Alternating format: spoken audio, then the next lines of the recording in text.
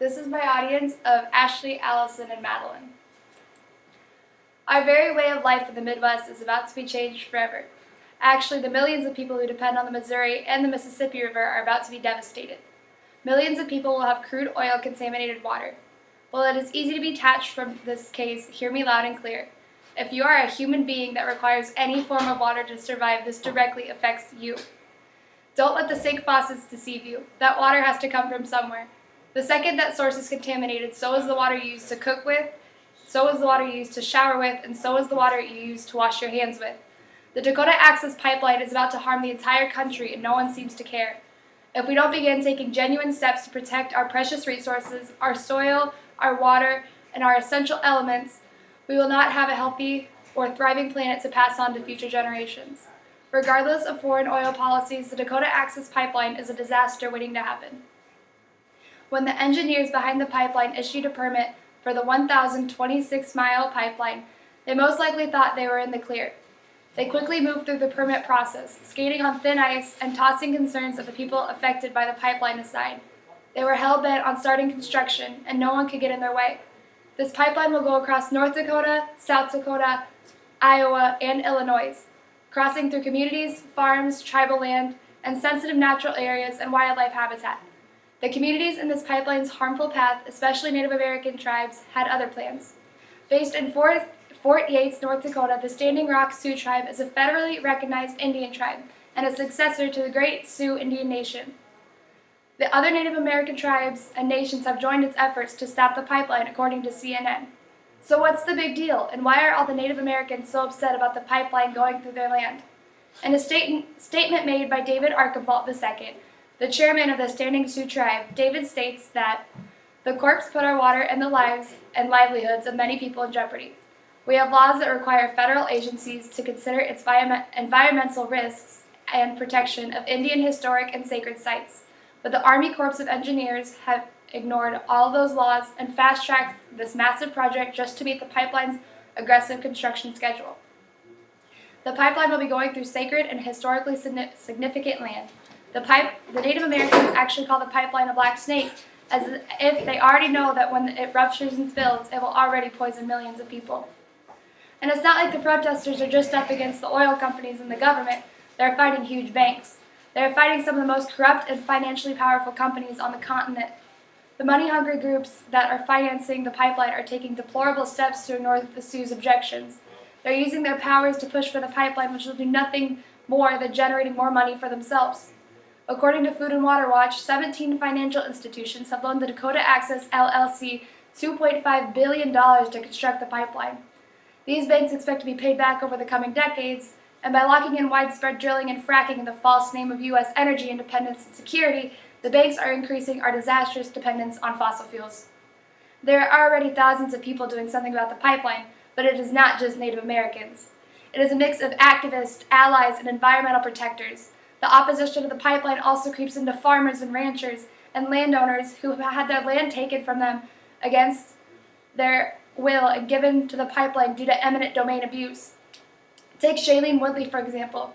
We all know her for her popular roles in very popular American movies and TV shows like The Secret Life of American Teenager, The Fault in Our Stars, and the Divergent movies. Well, she was doing more than acting while she was at the Standing Rock Reservation. Shailene was arrested on October 10th and charged with criminal trespassing and has made her voice loud and clear. She's very passionate about the Dakota Access Pipeline. She said in her statement that somehow we've allowed 200 plus years to go by without questioning the Western truth we have been told to believe about the Native Americans.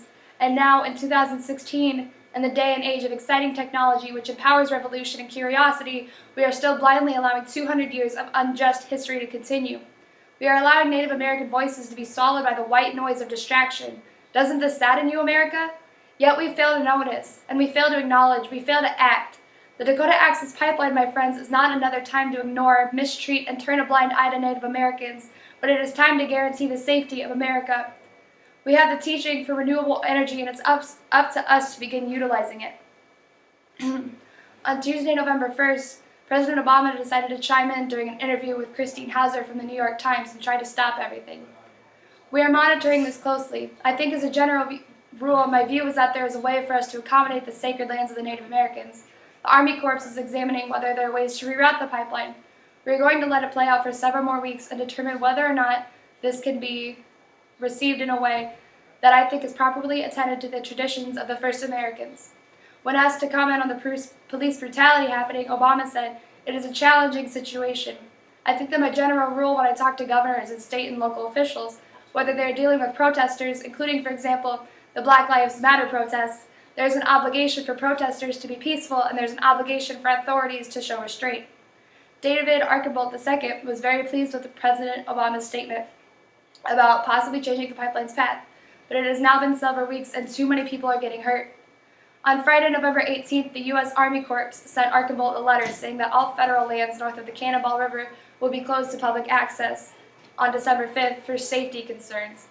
The Corps cited the oncoming winter and increasingly clashes between protesters who believe the pipeline could harm drinking water and Native American cultural sites, and police. Only 2 nights after the letter was received, the police used water cannons and rubber bullets on protesters in a confrontation near the pipeline's planned route. In an interview with Salon magazine, Archambault said, "There is no reason to launch an attack against water protesters at the camp in the middle of the night unless you wanted to try and prevent the media from seeing what you were doing. None. Blasting these innocent people with concussion grenades, rubber bullets the size of baseballs, and a water cannon in freezing weather was a deliberate act of terror."